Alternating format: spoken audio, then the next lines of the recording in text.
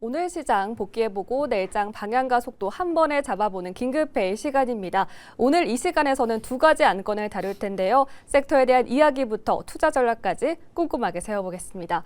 오늘 시장도 정말 좋았죠. 코스피가 사상 최고가를 다시 한번 경신했는데요. 이 상승장에 올라탈 수 있도록 든든한 두 분과 함께 투자 전략 세워보겠습니다. 이성웅 다일투자증권 영업부 부장, 김태성 IS 본부장 함께합니다. 두 분 안녕하십니까? 네, 안녕하세요. 네, 오늘 입춘이라고 하는데 정말 날이 풀린 것 같습니다. 이 시장도 지금처럼 봄 기운이 불었으면 좋겠는데요. 두 분 어떤 안건 가져왔을지 섹터부터 만나보겠습니다. 네, 섹터 공개하겠습니다. 이성웅 부장은 원전 가져왔고요. 김태성 본부장은 태양광으로 가져오셨습니다. 그럼 첫 번째 안건부터 만나보겠습니다. 네, 이성웅 부장이 가져온 안건인데요. 한미 원전 협력 강화, 원전주 시세 길게 이어질까 올라왔습니다. 네, 한미 외교장관 회담에서 양국이 원자력 협력을 확대한다고 밝혔습니다. 미국이 우리나라의 원전 프로젝트를 제안한 것으로 알려졌는데요. 협력에 대한 기대감 올라오면서 국내 원전주 모처럼 웃었던 하루였습니다. 오늘 한전산업, 한전기술이 두 자릿수 강세를 보였고요. 두산 에너빌리티까지 날아올랐던 모습이었습니다. 네, 이성웅 부장님께 먼저 여쭤볼게요. 2월 외국인의 동향이 시장에 이목을 끌고 있습니다. 네, 삼성전자랑 SK하이닉스에서 무려 4조 원 가까이 팔았다고 하는데 그렇다면 어떤 종목을 사들였냐 살펴보니까 두산 에너빌리티가 이 순매수 상위 1위에 올랐습니다. 그렇다면 이제 외국인도 원전으로 눈길을 돌린다고 봐야 할까요?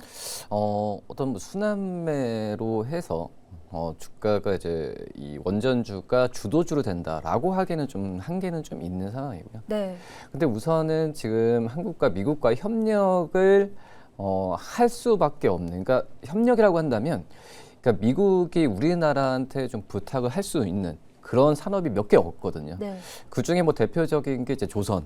그리고 이제 저는 원전이라고 좀 생각이 되고 있는데 그만큼 이제 협력적인 관계로 이제 미국 쪽에서의 이 이슈나 이런 부분은 아직 그 추후에도 계속 나올 가능성이 저는 있다라고 좀 생각이 되고 있어요. 미국 같은 경우에는 인건비나 또 이제 뭐 기술력 같은 경우에는 뭐 외생할 수도 있긴 하지만 이 보조기기나 또 SMR 쪽에서의 협력적 관계를 유지할 만한 국가는 저는 우리나라가 가장 크다라고 좀 생각이 되고 있거든요. 네.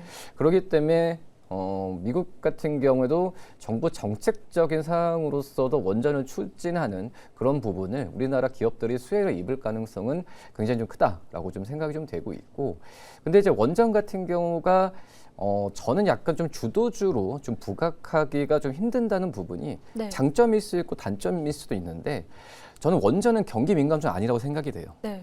아시겠지만 원전 하나를 뭐 짓고 특히 SMR도 마찬가지지만은 거의 뭐 10년 가까운 이제 프로젝트라고 봐도 되거든요. 그렇기 때문에 어떤 뭐 금리나 환율 이런 부분에 있어서 변동에 대한 또 리스크 부분은 거의 없다라고 좀 생각이 되고 있고 또 이제 말씀드렸던 이 10년이라는 그 기간 동안의 어떤 수주나 이런 부분이 실적으로 안정적으로 잡히기 때문에 저는 경기 민감주로 어떤 그 단기적인 주도주로 해서 매수를 한다라는 것보다도 정말 미래로 보면은 성장주로서 접근을 해야 된다는 게 저는 맞다라고 좀 생각이 되고 있고요. 일반적으로 다른 이제 신재생 에너지 쪽에서의 이 뭐 풍력도 그렇고 뭐 태양도 그렇고 기후 변화에 많이 민감하잖아요. 하지만 이제 원자력 같은 경우에는 뭐 안정적인 기후 변화와 상관없이 꾸준하게 전력을 얻을 수 있는 그런 품목이라고 좀 생각이 되고 있거든요. 그렇기 때문에 글로벌적인 정책적인 자금도 계속해서 투입이 될 가능성이 있다라고 좀 생각이 되고 있어서 저는 원자력에 대한 그 원전에 대한 부분은 저는 매수 관점을 유지하되 좀 결을 좀 달리 해야 된다라고 좀 생각이 되고 있어서 앵커님께서 말씀하셨듯이 외국인들이 단기적으로 사기 때문에 따라서 사고 또 단기적으로 팔아야 된다 이런 것보다도 좀 긴 호흡을 가져가면서 이 꾸준한 어떤 좀 오히려 지금 떨어졌을 때 올랐을 때 매수하는 것보다도 주가가 이 뭐 탑 기업들이 주가 조금씩 떨어졌을 때 분할 매수하는 전략이 맞지 않나라고 좀 생각이 좀 되고 있습니다. 네, 원전에 대해서는 경기 방어주로서 매력이 부각된다라고 말씀해 주시면서 긴 호흡으로 접근하는 게 좋겠다라고 정리해 주셨습니다. 네, 이번에는 김태성 본부장님께 여쭤보도록 할 텐데요. 원전은 이미 지난해부터 상승 랠리를 이어온 종목들이 참 많습니다. 그렇죠. 그렇다면 신규 진입하는 거 좀 부담스러울 것 같은데 이에 대해서 어떻게 보실까요? 앞서 이제 말씀해 주셨다시피 단기적으로 볼 것이 아니라 중장기적으로 보신다고 하면 답은 나와 있을 것 같습니다. 네. 지금이라도 천천히 모아가는 게 맞지 않을까라는 생각이 드는데 그 이유들이 좀 몇 가지가 있죠. 일단 첫 번째, 우리나라만 원전주들이 강했지 사실 미국 내에서 대표적인 뉴스케일 파워 같은 기업들은 그다지 좋지 못했었거든요. 네. 그런데 반등이 나와야 하는 구간에서 지금 반등이 나오면서 그리고 뉴스들도 쏟아지고 있는, 그러니까 미국도 지금 그동안은 반도체 하드웨어에 집중됐던 어떤 흐름들이 간밤에 전력 인프라라든지 원전주로 조금 이동하는 모습을 좀 보였어요. 지금 하드웨어 쪽 같은 경우에는 실적에 대한 어떤 이 경계심들도 있고 기준도 있고 너무 이제 기준도 엄격한 상황이다 보니 그걸 대신해서 전력 인프라를 포함한 원전주들 혹은 신재생 관련주들의 흐름이 굉장히 강했던 것을 감안을 해보면 우리나라도 관련주들의 흐름이 당분간 좀 지속이 될 가능성이 높다. 안 그래도 우리는 1월 달에 상대적으로 강했었거든요. 그래서 더 강한 모습을 기대해 볼 수 있지 않겠는가라는 생각이 들고 있고, 또 지난주부터 이번 주 증시뿐만 아니라 원자재 시장의 변동성도 굉장히 강하잖아요. 결국엔 팔라듐과 같은 원자재도 지금 계속 꾸준히 올라가고 있다고 보시면 될 것 같습니다. 그렇게 되면 원전 기자재 혹은 원전 중간재를 만드는 우리나라 기업들이 굉장히 또 좋은 성과를 낼 수 있다라는 거죠. 원자재가 오르니까 너희들이 이제 사가려면 판가 전가를 해서 높은 가격에 사가 이런 이제 요구도 할 수 있는 상황이라서요. 네. 저는 충분히 좋은 결과 낼 수 있겠다 생각이 들고 있고, 또 미국과 우리가 서로 선택이 아닌 필수입니다. 그러니까 미국은 우리나라가 아니면 지금 대체할 수 있는 쪽이 중국을 쓸 수도 없고, 그렇다고 납기가 굉장히 늦어지는 유럽을 사용할 수도 없는 상황이죠. 반대로 우리나라는 지금 미국이 관세 이야기를 하잖아요. 이 관세를 조금은 더 유리하게 이끌려면 그들이 못하는 거에서 앞서 이야기해 주셨던 조선도 있겠지만 바로 이 원전을 이용해서 또 굉장히 또 좋은 결과치를 이끌어낼 가능성이 높기 때문에 이쪽에 대한 관심도는 짧게보다 길게 볼수록 더 좋지 않겠나. 원전 발주 준다고 다음 주부터 들어가고 다음 달에 건설되는 거 아닙니다. 최소 2년이고요. 길게는 5년이기 때문에 조금 더 긴 시각으로 보시는 게 더 나을 것 같다고 설명드리겠습니다. 네, 김태성 본부장님 역시 원전에 대해서 중장기적인 시각으로 바라보자라고 말씀해 주셨고요. 최근 원자재 가격도 올라가고 또 해외에서 국내 기업에 각광받는 만큼 긍정적으로 전망해 주셨습니다. 그렇다면 이제 이성웅 부장님께 여쭤보도록 할 텐데요. 1월 21일에 원전을 안건으로 가져와 주셨습니다. 그때는 한정 기술을 탑픽으로 꼽아 주셨고 오늘 두 자릿수 급등을 보였습니다. 오늘은 다른 종목 가져와 주셨을까요? 네. 두산 에너빌리티 갖고 왔는데 네. 일단은 저는 한정 기술을 이제 우리나라 이제 시공, 그러니까 원자력에서 가장 큰 어떤 기초 단계라고 할 수 있는데 그런 독보적인 그 위치가 바로 이제 한정 기술이거든요. 네. 그렇기 때문에 저는 아직까지도 한정 기술을 이제 첫 번째로 말씀을 드리지만 두산 에너빌리티는 좀 다른 결로 가야 될 것 같아요. SMR만 보면 되거든요. 네. SMR 쪽에서의 그 지금 현재 전력에 대해서 뭐 챗GPT나 뭐 AI만 얘기를 하는데 지금 그 전력에 대한 수요에 대한 부분은 이제 시청자분 다 아실 거예요. 전기 많이 필요하고 그렇기 때문에 이 반도체, 특히 HBM뿐만 아니라 범용 반도체까지도 수요가 폭발적으로 늘어나는데 기본적으로 전력에 대한 부분에 있어서 근간을 가져가려면은 이 전기에 대해서 원활하게 계속 공급을 받을 수 있는 게 굉장히 중요하거든요. 뭐 그렇기 때문에 지금 일반적인 원전 발전보다도 SMR 쪽에서의 시장에서 그러니까 그 제작 기간 그리고 안정성 또 용이성을 본다고 하면은 저는 SMR 쪽에서의 그 시장에 대한 성장성은 저는 굉장히 무궁무진하다고 생각이 되고 있어요. 네. 그렇기 때문에 지금 SMR만 봤을 때는 우리나라에서는 뭐 두산 에너빌리티가 없잖아요. 그렇기 때문에 앞서서 제가 지난주에 말씀드렸던 한정 기술은 좀 시공, 설계 이쪽과의 결을 좀 생각하고 그 다음에 두산 에너빌리티는 SMR, 그러니까 두산 에너빌리티 어떤 실적이나 이런 부분을 보면은 우리 한정 기술 나올 수가 있어요. 네. 하지만 두산 에너빌리티가 왜 배당을 별로 안 주고 이렇게 좀 이제 밸류적인 측면 낫냐? 왜냐하면 버는 돈을 계속 이게 투자를 하고 있거든요. SMR 쪽에. 뭐 그렇기 때문에 저는 이 두산 에너빌리티를 원전의 탑픽이 아니라 탑픽의 결을 좀 섹터를 달리해서 한정 기술, 그리고 두 번째는 두산 에너빌리티 이렇게 좀 말씀드리겠습니다. 네, 탑픽 종목 두산 에너빌리티로 선정해 주셨고요. 지난 방송에서 말씀해 주신 한정 기술에 대해서도 계속 유효하다라고 말씀해 주셨습니다. 네, 이렇게 오늘 첫 번째 안건 만나봤고요. 이어서 두 번째 안건도 바로 만나보겠습니다. 이번에는 김태성 본부장이 가져온 안건인데요. 태양광 섹터입니다. 내용도 살펴보도록 할게요. 네, 우주 태양광 구상 이슈 머스크 효과 기대해볼까 올라왔습니다. 어제 스페이스 X 합병 소식이 전해졌죠. 일론 머스크의 발언이 있었는데요. 우주 공간에 태양광으로 구동하는 데이터 센터를 짓는 게 가장 효율적이다. 그러면서 앞으로 2, 3년 안에 현실화가 될 거다라고 언급을 했습니다. 이 소식에 관련주 일제히 시세를 내줬는데요. 하나솔루션, HD 현대 에너지솔루션 상한가를 기록했고 유니테스트, OCI 홀딩스, 대명에너지까지 주목을 받았습니다. 김태성 본부장님, 그동안 태양광은 시장에서 좀 소외가 됐던 섹터인데 이번 발언으로 인해서 좀 머스크 효과 누려볼 수 있을까요? 참 괜찮은 에너지인데 소외받았던 이유가 아이러니하게도 방금 우리가 다뤘었던 원전 때문에 좀 소외를 받았었어요. 하지만 최근 일론 머스크의 입김이 닿은 섹터와 닿은 기업들은 굉장히 강한 모습을 좀 보여줬는데 오늘도 그런 흐름들이 좀 연출이 됐다라고 설명드리겠습니다. 일론 머스크가 이제 우주에 가서 태양광을 통해서 발전을 하겠다라는 이야기에 태양광 패널 혹은 모듈 관련주들의 상승세가 굉장히 강했다고 좀 볼 수는 있을 것 같고요. 그리고 이제 가장 중요한 포인트는 뭐냐면 그동안에 그럼 왜 태양광주들이 안 올랐는가? 그 이유는 중국의 저가 제품 때문에 그렇거든요. 그런데 이제 최근에 미국과 중국이 서로 불편한 내색을 내세우면서 약간의 기싸움을 하고 있다 보니까 그 가격들이 비정상의 정상화로 갖고 있는 상황이라고 좀 보시면 될 것 같아요. 네. 미국은 그동안 너무 낮은 가격에 풀렸던 중국 제품들을 계속 검열을 하고 있는 상황이지 않습니까? 그렇게 되면 당연히 가지고 있던 재고들이 소진이 되면 그 재고를 중국에서 받아올 것이 아니라 중국 외의 나라, 중국 외의 기업에서 또 받아와야 된다면 우리나라 기업들이 당연히 수혜받을 가능성이 높다고 볼 수 있는 거죠.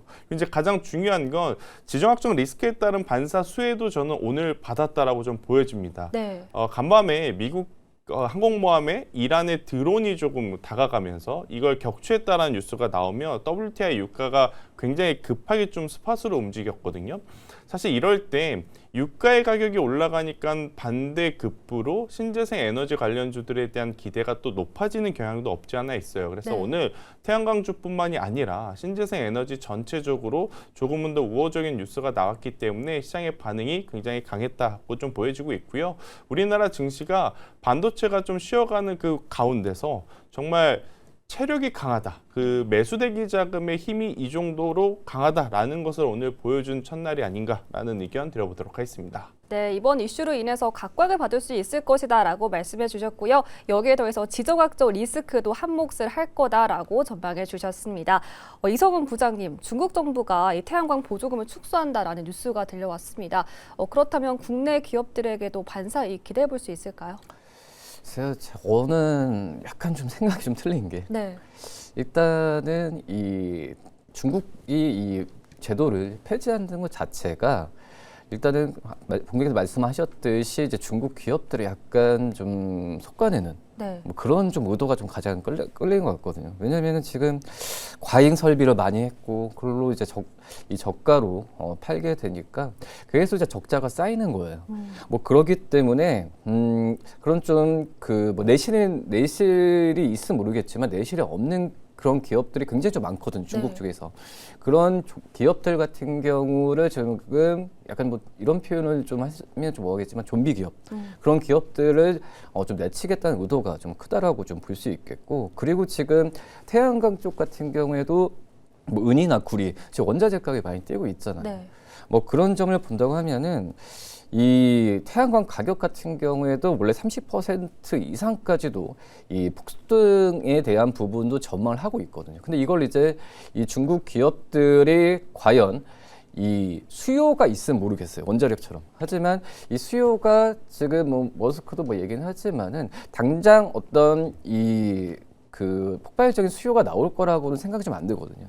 그렇기 때문에 제 원자 그 가격은 올려야 되는 상황이지만 수요에 대한 부분은 지금 미지수이기 때문에 중국 정부가 이런 부분을 폐지를 한다라고 좀 생각이 되고 있어서 우리나라한테 수혜라기보다도 어떤 중국 내부에 대한 이슈가 됐기 때문에 저는 좀 약간 좀 단기적인 오늘 주가가 랠리는 좀 단기적인 가능성도 분명히 있지 않을까라고 좀 판단되고 있습니다. 네, 이 부분에 대해서는 조금 단기적인 시세가 나온 것이다라고 이렇게 냉철하게 분석을 해주셨는데요. 그렇다면 김태성 본부장님께 여쭤볼게요. 일론 머스크가 이번에 이 중국산 태양광 기업을 찾았다라는 얘기가 나왔는데 네. 그렇다면 또 이게 우리 기업에게는 실질적인 수혜가 오지 않을 것으로 보이기도 합니다. 어떻게 생각하세요? 일단 일론 머스크의 그 이야기는 조금은 더 지켜봐야 되겠지만 네. 일단 최근에 좀 체크해야 될 포인트는 세 가지가 있는 것 같아요. 일단 첫 번째로는 앞서 앵커님께서 이야기하셨다시피 지금 부가세 환급이 4월부터 이제 중지가 됐거든요.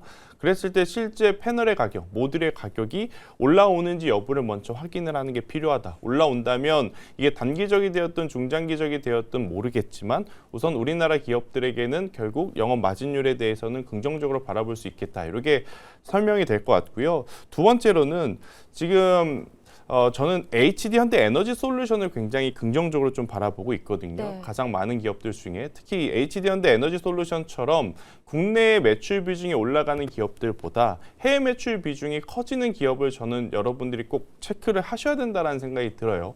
오늘 상한가 간 기업들이 꽤 있습니다. 네. 정말 무거웠던 하나솔루션도 올라갔고 제가 지금 말씀드리는 HD 현대 에너지 솔루션도 상한가가 도달을 했고 현재 유니테스트라고 하는 기업도 상한가에 도달을 했고 그런 흐름에도 불구하고 저는 우리가 이쪽을 바라봐야 되는 이유는 뭐냐면 미국과 유럽의 지역별 매출이 계속해서 증가하고 있다는 거죠. 가장 대표적으로 여러분들 M7 기업들 중에 메타 잘 아실 겁니다. 네. 메타가 사실 최근에 태양광 쪽에 1기가와트 규모 수주를 냈거든요. 1기가와트라는 건 원전 한 기에 맞먹는 규모라고 좀 보시면 됩니다. 그러면 얼마나 많은 패널이 필요하겠어요. 모듈이 필요하고. 그렇다는 건 메타가 태양광 패널을 채택을 해서 그럼 다른 M7 기업들 중에 지금 데이터 센터를 지어야 하는 굉장히 많은 기업들 또한 태양광 쪽도 검토할 가능성이 높다고 보여집니다.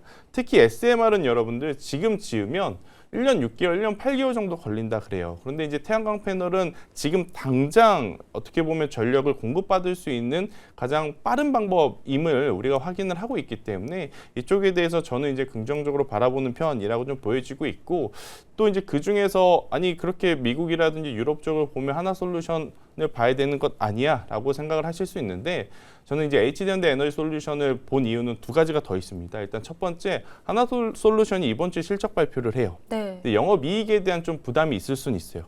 하필 영업이익, 그러니까 실적이 발표가 되기 지금 며칠 안 남고 이렇게 상승한 부분이 실적 발표 위에 세론으로 작용할 가능성도 좀 있거든요. 그래서 그 부분을 감안을 하면 조금 더 불확실성이 없는 것이 바로 현대 에너지 솔루션이 아닌가 싶고 또 HD현대 에너지 솔루션은 11월 달에 기록했던 고점을 충분히 한 번 더 넘을 만한 거래량이 오늘 터진 상황에서 가장 중요한 건 또 에너지 고속도로라고 하는 테마가 우리는 또 남아있지 않습니까? 네. 그렇기 때문에 해외 쪽에서는 M7에서의 나오는 수주를 바탕으로 앞에서 이제 선두가 나서고 있고 뒤에서는 국내에서는 에너지 고속도로 테마가 붙어준다라고 하면 HD현대 에너지 솔루션뿐만 아니라 대체적으로 신재생 에너지 그중에서 태양광 관련주들의 상승세는 조금은 더 강하게 나타날 가능성이 높다라고 설명드리겠습니다. 네, 탑픽 종목 HD 현대 에너지 솔루션으로 선정해 주셨습니다. 태양광에 대해서 여러 모멘텀이 있는 만큼 눈여겨보시기 바라겠습니다. 네, 이렇게 오늘의 탑픽 종목부터 섹터에 대한 이야기부터 만나봤는데요. 긴급회의 여기서 마치도록 하겠습니다. 함께해 주신 두 분 고맙습니다.